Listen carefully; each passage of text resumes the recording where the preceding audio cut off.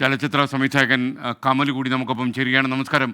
എനിക്കറിയാം അങ്ങേക്കൊക്കെ പാട്ടിന് ഒരുപാട് താല്പര്യമുള്ള ചലച്ചിത്ര സംവിധായകനാണല്ലോ. താങ്കൾ എങ്ങനെയാണ് നമ്മുടെ പി ജയചന്ദ്രനെ അനുസ്മരിക്കുന്നത്? ജയേട്ടൻ കുറെ പാട്ടുകൾ പാടിയിട്ടുണ്ട് എന്റെ പടത്തില്. വളരെ മനോഹരമായ പാട്ടുകൾ പാടിയിട്ടുണ്ട്. നമുക്ക് എല്ലാവർക്കും അറിയാവുന്ന പോലെ തന്നെ ജയേട്ടൻ മലയാളികളെ സംബന്ധിച്ചോളം യേശുദാസിന്റെ ശബ്ദം പോലെ തന്നെ എത്രയോ പതിറ്റാണ്ടുകളെ അദ്ദേഹത്തിന്റെ ശബ്ദം കേൾക്കാതെ നമുക്ക് ഉറങ്ങാനും എഴുന്നേൽക്കാനും പറ്റില്ല എന്നുള്ള മാതിരിയായിരുന്നു.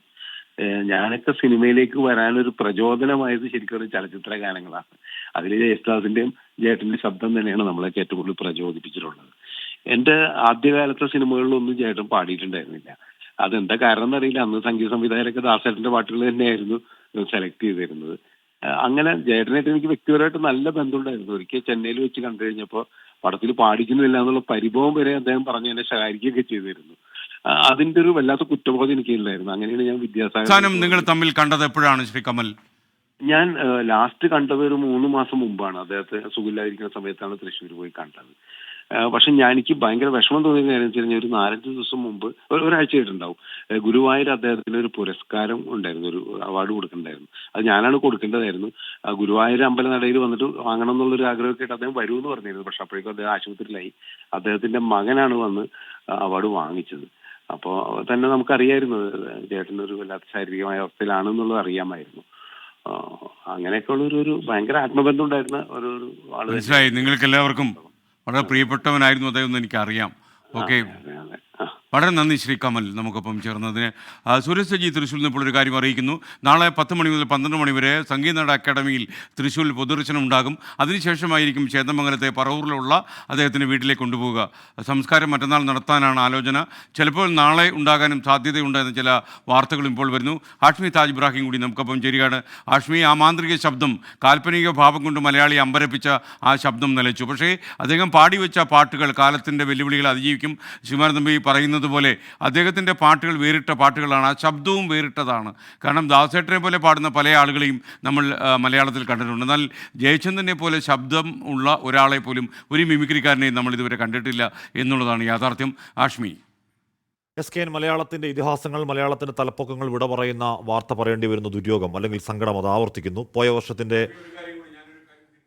സജി ഇപ്പോൾ ഒരു കാര്യം അറിയിക്കുന്നു. സംസ്കാരം മറ്റന്നാൾ തന്നെയായിരിക്കും. പി ജയചന്ദ്രൻ്റെ പറവൂർ ചേന്ദമംഗലം പാലിയത്ത് തറവാട്ടിൽ ഉച്ചതിരിഞ്ഞ് 3:30 സംസ്കാരം ചെയ്യുക. പാലിയത്ത് ജയചന്ദ്രനാണ് പി ജയചന്ദ്രനായി നമുക്കിടയിൽ വിഖ്യാതനായത്. പറയൂ കാശ്മി.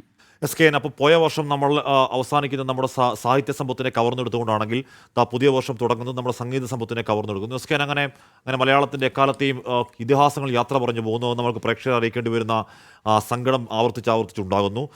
അത് കാലത്തിൻ്റെ വേദന. നേരത്തെ SKN ചോദിച്ചിരുന്നു, തമിഴ്നാട്ടിൽ അല്ലെങ്കിൽ തമിഴ്നാട്ടുകാർ പി ജയചന്ദ്രൻ മലയാളിയാണോ എന്ന് സംശയിക്കുന്നുള്ള ഒറ്റപ്പാട്ട് മതി. SKN, രാസാത്യുന്നെ കാണാത്ത നെഞ്ചം എന്നുള്ള ആ ഒരൊറ്റപ്പാട്ട് കേട്ട് കഴിഞ്ഞാൽ മലയാളിക്ക് പോലും സംശയമുണ്ടാകും, ഇനി പി ജയചന്ദ്രനെ കാണും തമിഴ് ബന്ധമുണ്ടോ എന്ന് സംശയം തോന്നും. അത്രത്തോളം ഡിക്ഷനിൽ അത്രത്തോളം ഒഴുക്കത്തോടെ വഴക്കത്തോടെ ആ പാട്ട് തമിഴർക്ക് ഇടയിൽ അല്ലെങ്കിൽ തമിഴകം മൊത്തത്തിൽ ഒന്നാകെ പാടിയ ആ പാട്ടിൽ കൂടി തമിഴകം ഒന്നടങ്കം ആയിരുന്നു പി ജയചന്ദ്രൻ.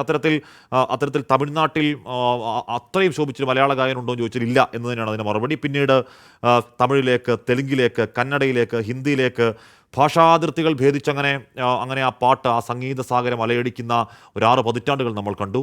അത് മലയാളിയിലേക്ക് വരികയാണെങ്കിൽ മലയാളിയുടെ ഈ പറയുന്നത് പോലെ എല്ലാ ദിവസവും എന്നോണം എവിടെയെങ്കിലുമൊക്കെ FM-ലോ ബസ്സിലോ ട്രെയിനിലോ അല്ലെങ്കിൽ റോഡിലോ റെക്കോർഡുകളിലോ അല്ലെങ്കിൽ TV-യിലോ എവിടെയെങ്കിലുമൊക്കെ ജയേന്ദ്രൻ്റെ ഒരു പാട്ട് കേൾക്കാത്ത ഒറ്റ ദിവസം പോലും മലയാളിക്ക് ഉണ്ടാവില്ല എന്ന് ഉറപ്പായും പറയാം. മലയാളിയുടെ സന്തോഷമാവട്ടെ, മലയാളിയുടെ വിരഹമാവട്ടെ, പ്രണയമാവട്ടെ, അത് പ്രണയനഷ്ടമാകട്ടെ, എല്ലാത്തിലും ഒരു പശ്ചാത്തല സംഗീതം പോലെ എപ്പോഴും ബൈ ഡീഫോൾട്ട് ഒരു പി ജയേന്ദ്രൻ്റെ ശബ്ദമുണ്ടാകും. SKN, നമ്മളിപ്പോൾ അവിടെ കലോത്സവ റിപ്പോർട്ട് കഴിഞ്ഞ് വന്നതേ ഉള്ളൂ. 1958 കലോത്സവത്തിൽ മൃദംഗത്തിൽ 1-ാം സ്ഥാനം പി ജയേന്ദ്രനും അതേ വർഷം ശാസ്ത്രീയ സംഗീതത്തിൽ 1-ാം സ്ഥാനം യേശുദാസിനുമായിരുന്നു. ഈ 2 പേർ ചേർന്ന് മലയാള സംഗീത ശാഖയിൽ അങ്ങ് പടർന്നു, വടവൃക്ഷങ്ങൾ പോലെ പടർന്നു കൊടുക്കുന്ന കാഴ്ച നമ്മൾ കണ്ടു.